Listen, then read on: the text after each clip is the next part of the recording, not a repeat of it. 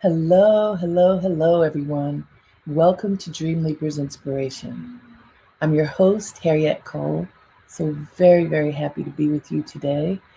Wherever you are, I hope you are allowing the sunshine to smile on your face, to feel the greatness of this day, to feel grateful for waking up to this day, and for making the choice to start your day knowing that you want to be in alignment with all of the goodness that is possible. Today, I started my day in a very interesting way. So, my husband, when he is able to schedule it, because of COVID, everything has to be scheduled, he was able to schedule a swim very early this morning. And so he was off before the 6 o'clock hour to go to the pool to swim. So I woke up a little bit then. And I was sort of, being in between awake and asleep. And I heard my phone buzz. Like, is that my phone? I think that's my phone. When my phone buzzes in the 6 o'clock hour, the first thought that I have is my mother. Is she okay? Because she's 91. She's in an assisted living facility. She's a bit fragile. So, you go to the worry space. Is something wrong? Something wrong with mom? And then I look and I see it's my neighbor. Like, oh, it's about 6 a.m. Is she okay? Is something wrong? You have that question. Is something wrong when a call comes early? And so I wake up, I answer the phone, and she's speaking in whispered tones like, oh, are you okay? Oh, yes, I'm okay, she says. So then I breathe a sigh of relief. She's okay. And she's going to let me know whatever it is that's going on. But I know that there's peace around it because she says she's okay. And then this lovely neighbor of mine, Leslie, tells me some great news. And it's her business, so I'm not going to share what the news is. But she called to share great news that she had not even given herself permission to dream about, say, a year ago, before COVID. And not only had she given herself permission to dream about this great news for her life, she went for it and made it happen. And she was calling to tell me that, to say thank you for these broadcasts, for Dreamleapers Inspiration. She said that she has been tuned in since I started doing them, which was in April of last year, just a couple of weeks into the lockdown, quarantine.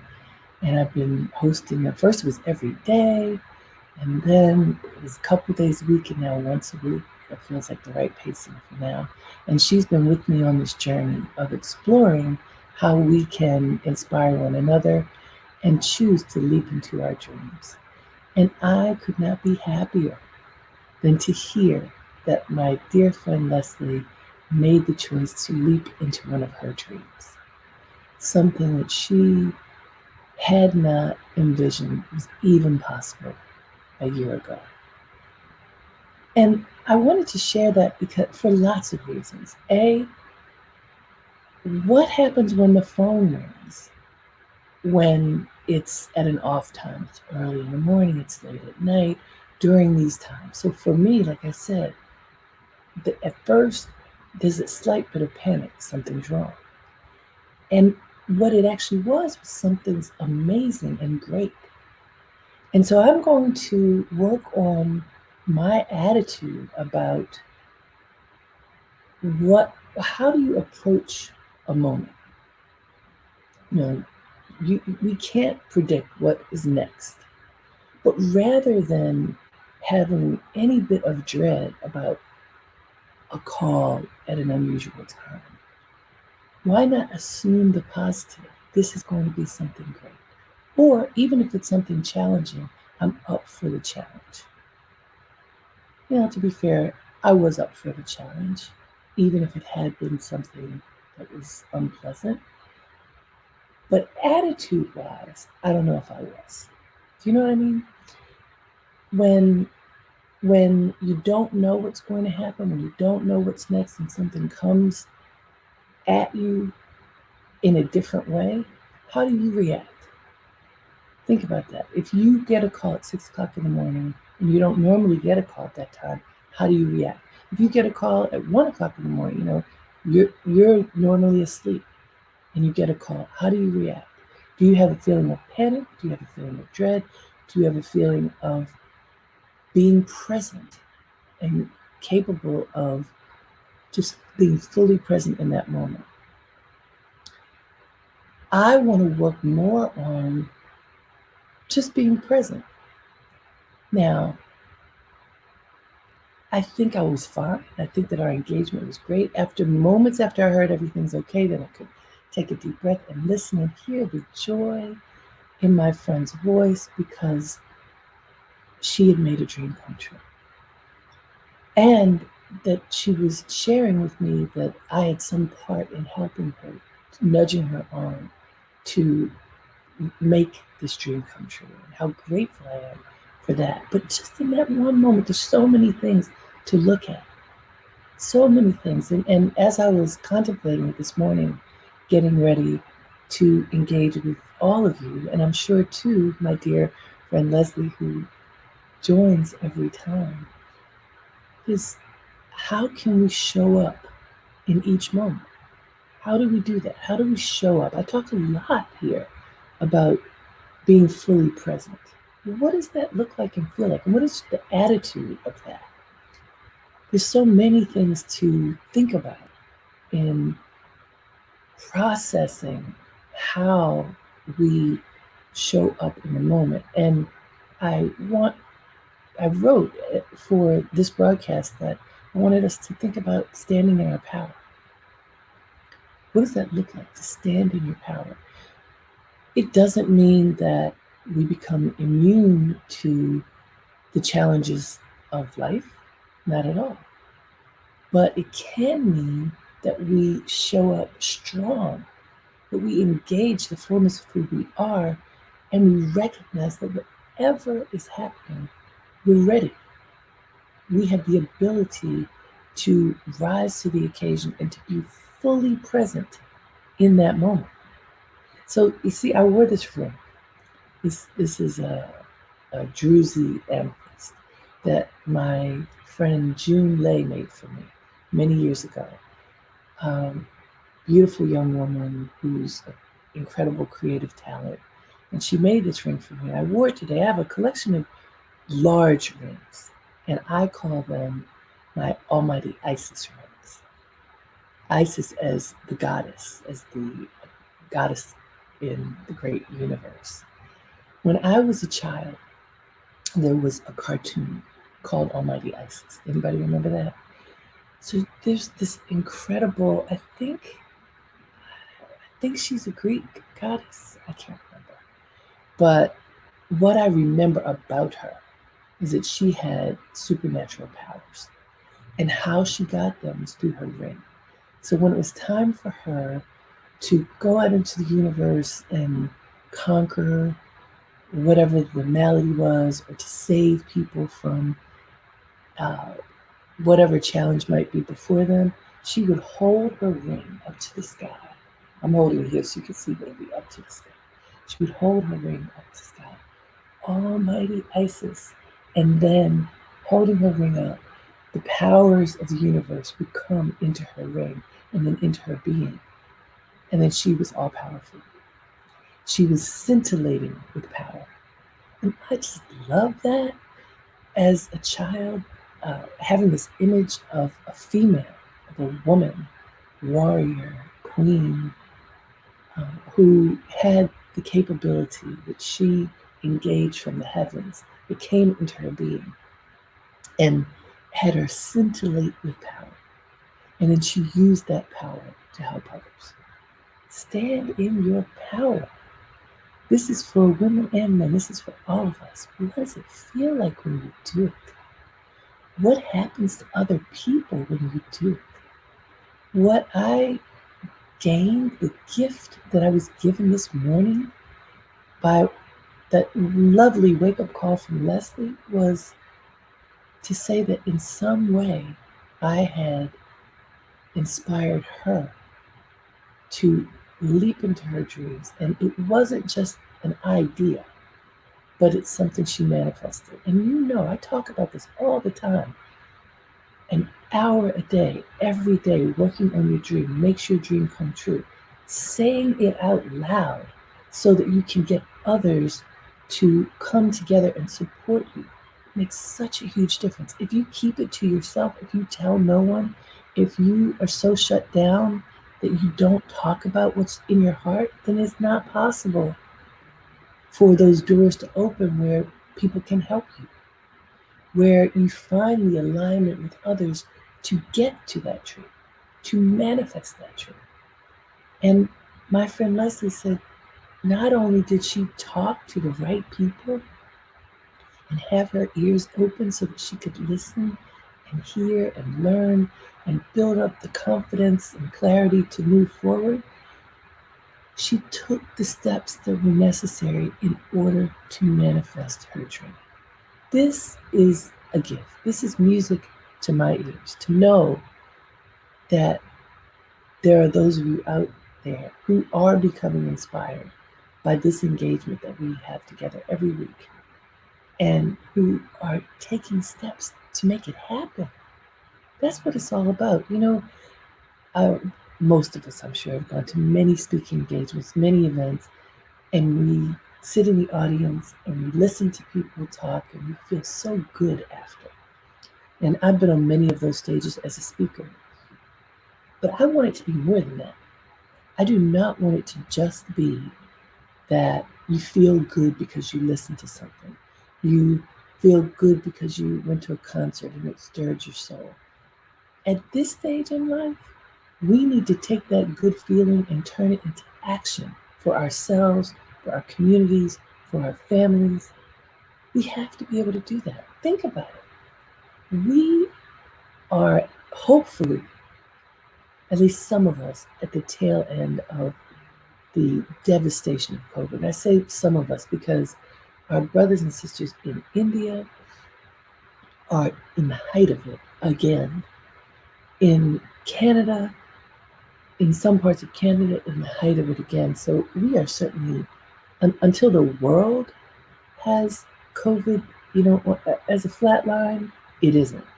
But at least it's getting better in many parts of the world.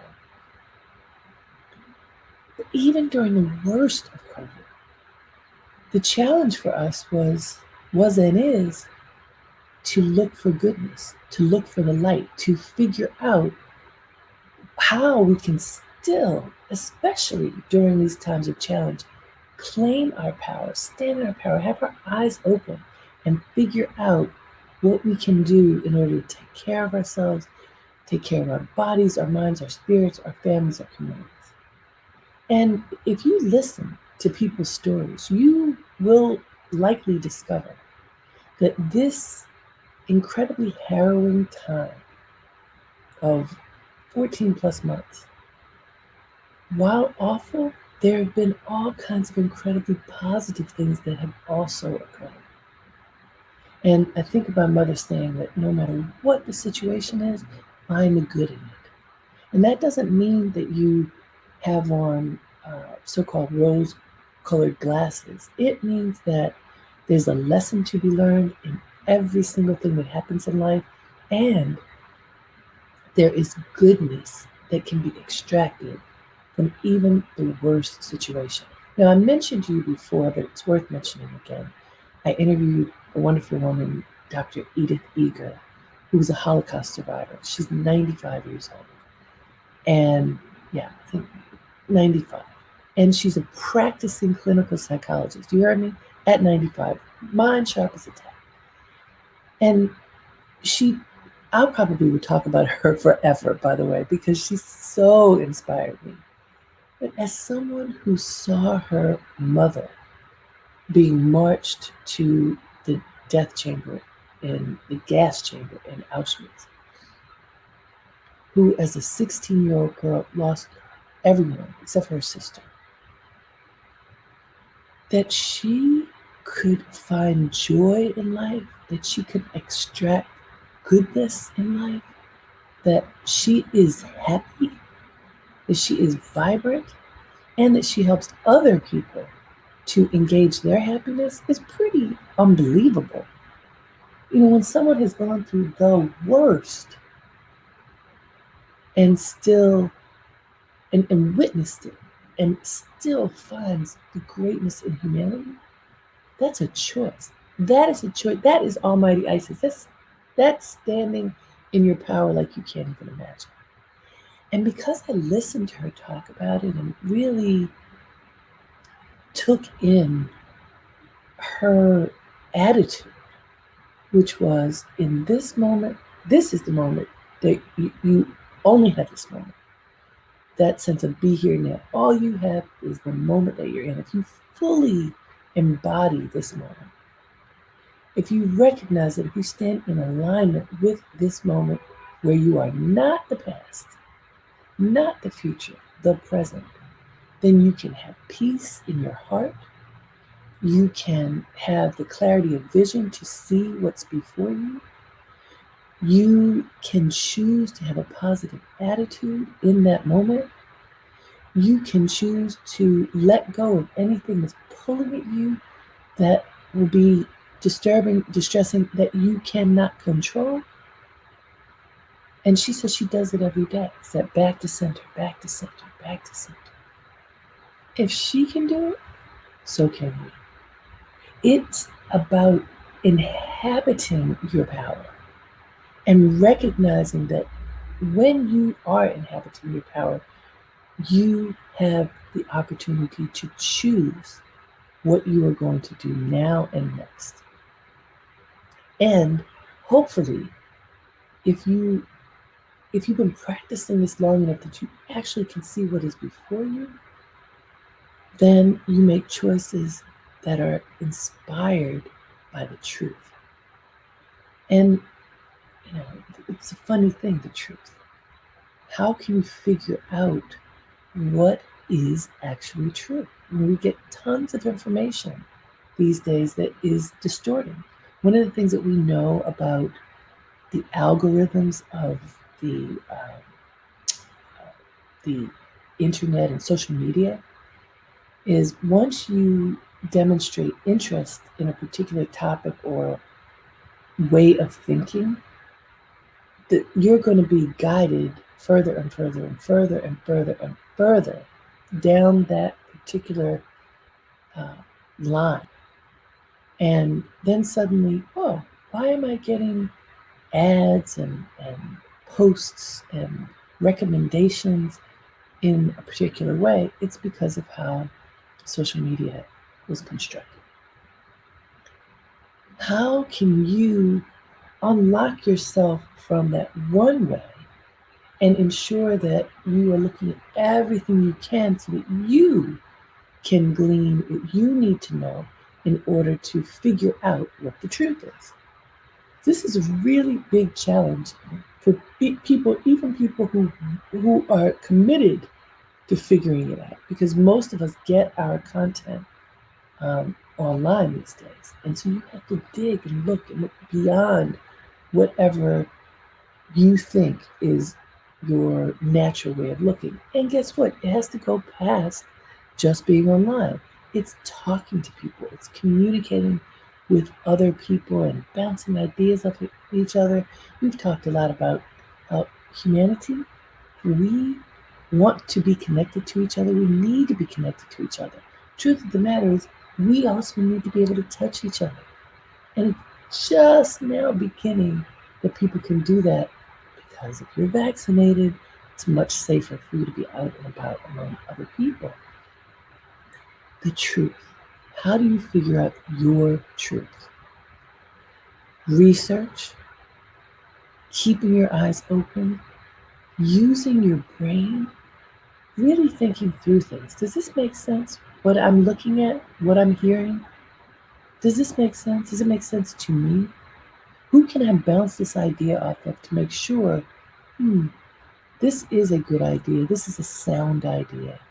And by the way, what if after a period of time you learn something that you didn't know before? You may need to amend your understanding of the truth.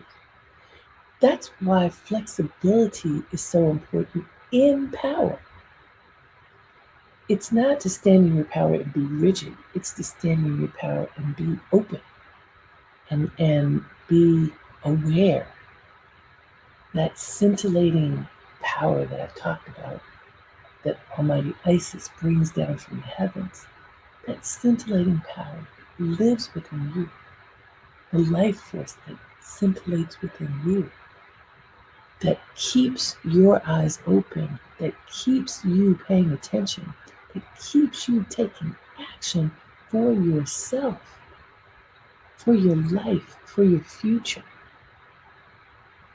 If you connect to that and reconnect and connect and reconnect, then what happens?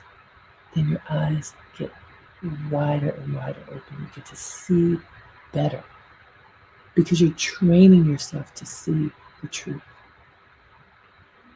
And part of that, when we look at this in the context of manifesting our dreams, part of that is staying focused.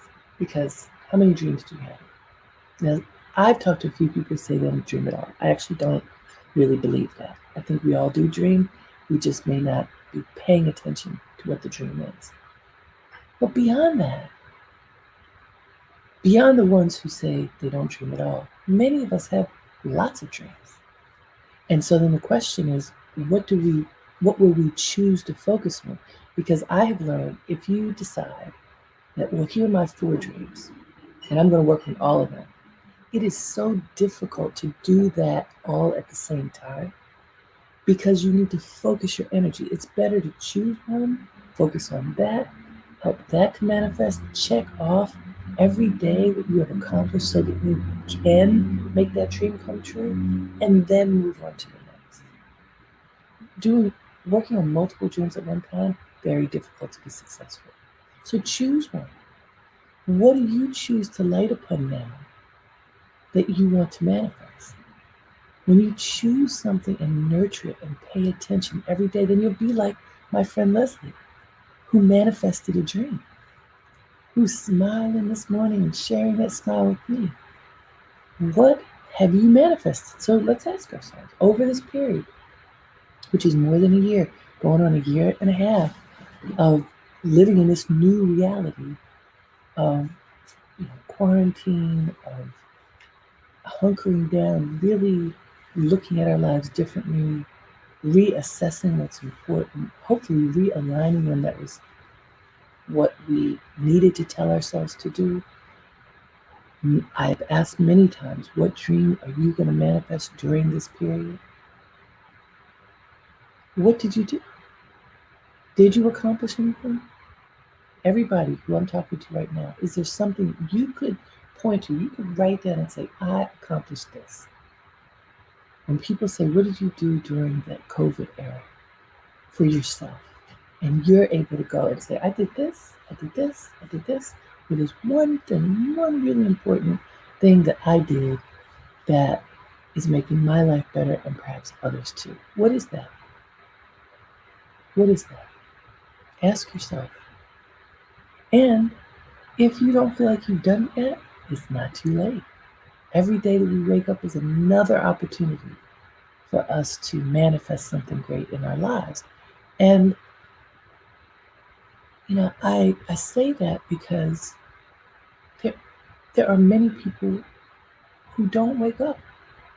Look, one thing that's promised is death. But while we have life, especially if you know that there will come a day when you won't take another breath, absolutely make this day count. When I say that, I end with make it count, have a great day, and make it count. That's how I end every. What do I mean by that? Don't just wander through the day. Engage your Isis powers. Engage those powers and say, I'm going to be conscious and intentional today. I'm going to make this day count by making steps, taking actions that manifest what my heart tells me that I should be doing. When you do that, and then it's time to go to sleep at night, before you go to sleep, you recount, what did I do today? What did I accomplish today? Was there someone that I helped? Was there a kind word, a kind action that I offered to someone else? Did I treat myself with kindness? Did I check off something on my list that I told myself was important and I accomplished it? Did I do that? All right, I'm going to read you. You know, I found a lot of quotes. Anybody who thought I wasn't going to give you one, here we are. I found a lot. This one is, I think, perfect for this moment. It's by Louise L. Hay. You have the power to heal your life, and you need to know that. We think so often that we are helpless, but we're not. We always have the power of our minds. Claim and consciously use your power. Let me read it again. You have the power to heal your life, and you need to know that. We think so often that we are helpless, but we're not. We always have the power of our minds. Claim and consciously use your power. So that scintillating power that I was talking about, that connection between you and God, that my little girl self, enjoyed through Almighty Isis. That's why I have my Isis rings. That those of you who may have joined late, Almighty Isis was this incredible character and from mythology, and she would raise her ring to the heavens, and the powers of the heavens would come into the ring and then enter her being, and then she was able to save those who needed saving, support the positive outcome of things happening in our world, especially when there's challenge. And so I'm using that image for all of us to say we can claim that power. And Louise Hay says that the power of the mind is something no one can take away from us. Dr. Edith Eger, the power of the mind is something that people cannot take away from us. The power of the mind and the heart cannot be taken from us. And Dr. Edith talked about, her mother said, what's in here, no one can take away. What's in your head cannot be taken from you. What's in your mind cannot be taken from you. Dr. Louise Hay, same thing. What's in your mind is yours. And you can cultivate that. And you can use that to take positive action for your life. And so every one of us, no matter what we are going through, we need to understand that we have the power of choice, the ability to manifest greatness in our lives. It is a fact. And greatness sometimes is a little thing, sometimes it's a huge thing. Sometimes it means that you make a tremendous pivot. You know, another person I'll tell you about, my friend Michael Clark. When COVID began, you know, all of us are just about all of us working from home. And he and his wife and young son decided they were going to move home to somewhere else. And they moved to Mexico. And they're still there, working, living, thriving, safe, being kissed by the sun. They made that choice. I have another friend who's part of a group that I've been coaching during this year, who moved to Colorado from New York. He had a tiny apartment in New York and said, this is my moment. I'm moving to Colorado because I always wanted to be in the mountains. I'm going. And he discovered so much happiness. That's Mike. Oh, there's Michael and Mike. Yeah. And I mean, there's so many stories I can tell you of people who during this period have made a pivot. That it took bravery. It I'm sure was scary. But they made choices that have made a tremendous impact for their lives and for others. And the taking action now is what did it. The drumming up the courage, engaging personal power, rallying the troops who can support them, and sometimes pushing back when people are not supportive, and you know that burning desire within you, that your heart opening is telling you now is the time for you to take action. If you feel that now, please don't squash it. Pay attention, harvest it, figure out what you're supposed to be doing. Louise Hay says, you can heal yourself. Remember that. So many people feel that they cannot, but we have the power to change our lives. We have the power to rise above whatever the challenges are that may be before us and to choose another way if that's what's necessary. What are you going to choose? What is your superpower? What is it? Well, how are you going to engage your superpower that allows you to scintillate with the energy of greatness that connects you to God and to the universe and to your own potential?